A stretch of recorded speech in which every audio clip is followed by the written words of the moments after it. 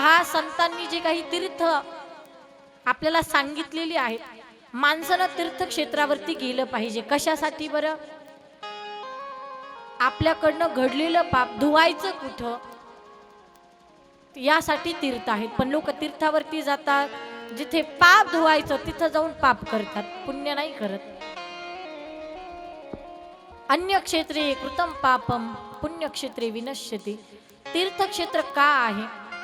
आणि सर्व देवदेवतांच्यामुळे तीर्थांना महत्व आलेलं आहे. जिथे जिथे भगवंताचं प्रागट्यकरण झालेलं आहे, त्या त्या तीर्थांना महत्व प्राप्त झालेलं आहे. आता 22 जानेवारीला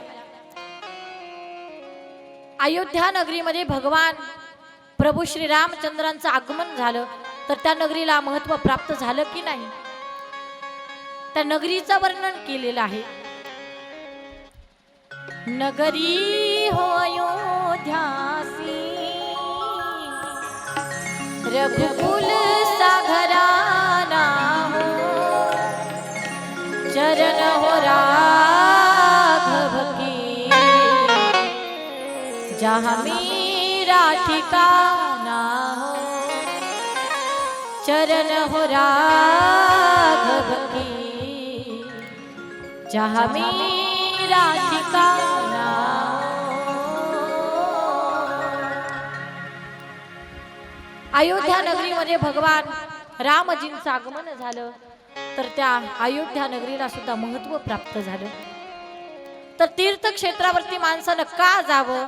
माणसाकडनं जे काही पाप घडते, घडलेलं पाप आम्ही धुवायचं कुठं, याच्यासाठी तीर्थक्षेत्र आहे. मग काही मावश्या म्हणत असेल, तर आम्ही काय पाप करतो का? मी पाप करत नाही असं कोण आहे? वरबोट करा, मला पाहू द्या. मी सुद्धा करणार नाही. का? कारण माणसाकडनं अज्ञानात का होईना पाप घडतच असतं. आणि देवी भागवतामध्ये 5 ठिकाणं सांगितलेले आहेत की ज्या ठिकाणी माणसाकडनं नकळत पाप घडत असतं. पाटा वरवटा, चुलीचं ठिकाण, धुणं धुवायचं दगड, चूल असेल, या ठिकाणी माणसाकडनं अज्ञानपणे पाप घडतच असतं. मग घडलेलं पाप धुवायचं कुठं? याच्यासाठी तीर्थक्षेत्र आहे. तर भगवान भोलेनाथ त्यांना भेटायचं म्हटलं की काशीलाच जावं लागत असतं. काशी नगरीचं वर्णन केलंय. तेरी डमरू की धुन सुन की मैं काशी नगरी आई, मैं काशी नगरी आई, मैं काशी नगरी आई, तेरी डमरू की धुन सुन के मैं काशी नगरी आई. तर देवादिकांच्या नगरांना फार महत्व आहे. तर काशी नगरी निर्माण केली या सदाशिवानं आणि शिवानं मिळून एक सुंदर पुरुष निर्माण केला. शंख चक्र पद्म गदा आयुध, पिवळा पितांबर, डोक्यावर मुकुट आणि मुकुटाला मोरपीस. सुंदर असं एका पुरुषाला निर्माण केलं आणि सुंदर अशा रूपामध्ये तो पुरुष निर्माण झाला. त्या पुरुषाने विचारलं, माझं नाव काय? तर सदाशिव बोलले, तू विश्वाला व्यापक असतील म्हणून तुझं नाव म्हणून तुझं नाव विष्णू ठेवतो. विश्वाला व्यापक असतील म्हणून तुझं नाव विष्णू. सदाशिवाने भगवान विष्णूंना निर्माण केलं. विचारलं, भगवान नाव सांगितलं पण काम काय? म्हणे काशी नगरीमध्ये जा, तिथे जाऊन तुम्ही तप करा. भगवान विष्णू येतात, एवढं तप करतात, एवढं तप केलं, घोर तप केलं, अंगातून घामाच्या धारा वाहायला लागल्या आणि अंगाच्या घामापासून सगळीकडे पाणीच पाणी झालं. आणि त्या ठिकाणी गंगा नदी उगम पावली. गंगा नदीचा जन्म त्या ठिकाणी झाला. गंगा मैया की जय.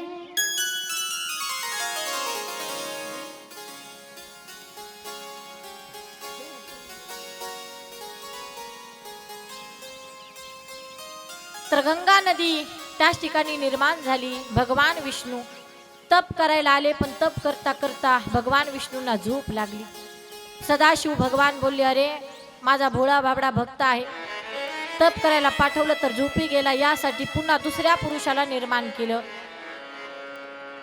तर पांढरी दाढी, पांढरं वस्त्रे अंगावरती. त्या पुरुषाने विचारलं, माझं नाव काय? सांगितलं, तुम्ही माझ्या ब्रह्माचा अंश असाल म्हणून तुमचं नाव ब्रह्माजी. ब्रह्माजी नाव ठेवण्यात आलं. 5 मुख आहेत, पूर्व पश्चिम उत्तर दक्षिण आणि वरच्या बाजूला एक. 5 तोंड आहेत, पण 5व्या तोंडामध्ये अहंकार झाला. ब्रह्मदेव आले तप करायला काशीमध्ये, पण पाहिले विष्णू भगवंताला, रागामध्ये आले ना आवाज दिला, उठ पोरा. तप करायला सांगितलं, खुशाल झोपा काढतोस. विचारलं, कोण आहात तुम्ही? म्हणे, मी तुमचे वडील आहे, तुम्ही माझा मुलगा आहे. म्हणे, नाही नाही, असं कुठं असतंय का? मुलगा म्हातारा, वडील वय तरुण, असं कुठं असतंय का? मी तुमचा मुलगा आहे, तुम्ही माझे पिता आहात. एकमेकांमध्ये वाद सुरू झाला. ब्रह्मदेव म्हणतात, नाही नाही, मी तुमचे वडील आहे, तुम्ही माझा मुलगा आहे. विष्णू म्हणतात, नाही, तुमचा जन्म माझ्या हातामध्ये जे कमळ आहे त्या कमळातून तुमचा जन्म झालाय, म्हणून मी तुमचे वडील आहे, तुम्ही माझा मुलगा आहे. ऐकायला कुणीच तयार नाही. मला सांगा, ब्रह्मदेवांनी जर माघारी घेतली असती तर कुठं काही बिघडलं असतं का त्यांचं? पण या बाबतीमध्ये संत श्रेष्ठ आहेत. लहानपण देगा देगा देगा देवा मुंगी साखरीचा रवा. कधीही माणसाला नम्र झालं पाहिजे. नम्र होणं म्हणजे शरीरानं नम्र होणं नाही, वयानं नम्र होणं नाही.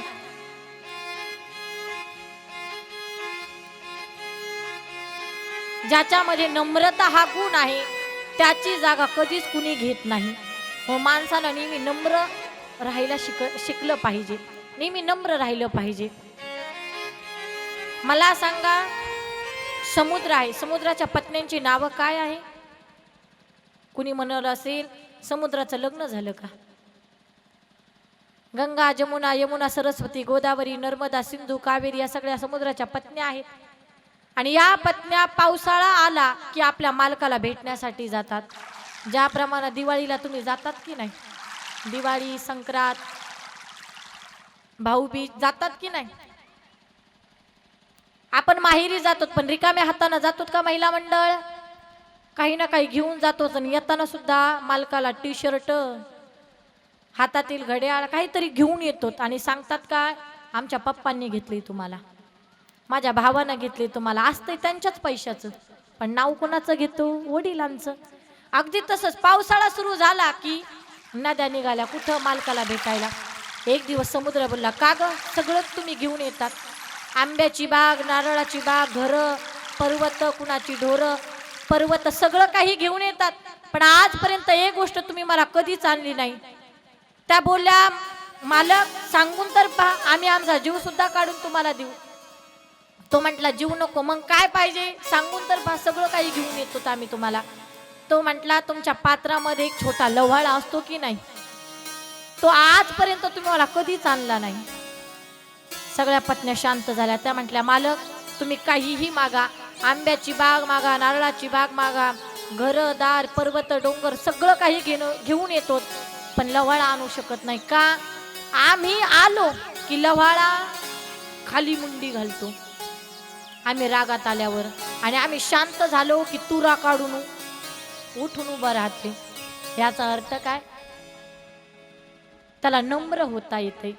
ज्या माणसाला जीवनामध्ये नम्र होता येतं ना, त्याची जागा कुणीच घेऊ शकत नाही. म्हणून माणसाला नेहमी नम्र राहायला पाहिजे.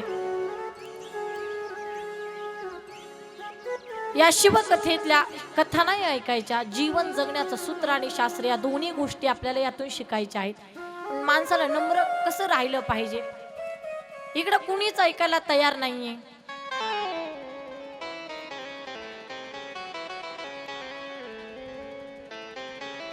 ब्रह्मदेव म्हणतात, मी तुमचे वडील आहे, तुम्ही माझा मुलगा आहे.